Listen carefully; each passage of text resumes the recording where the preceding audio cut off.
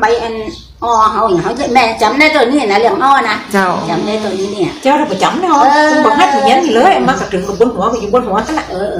อมนะโมนะมาวันตากะไว้บ่ล้มอุดมปันเก้าข้าของดีปานอวอนหวานก็ได้นะต้องมีริจิปิญญาปัญญากว้างดาวแม่มหาสมุทรสุดท้ายพญานาคสุดขอบจำปูอีดูคนในโลกอ้อขาสงสารอ้อไหลในเตียงอ้อเขตได้ทั้งอ้อจำจีถ้อยเป็นว่าอ้อน้อยอย่าลืมกั๊มเป็นว่าแต่วันนั้นคาถาเป็นนะคาถาเป็นบาจี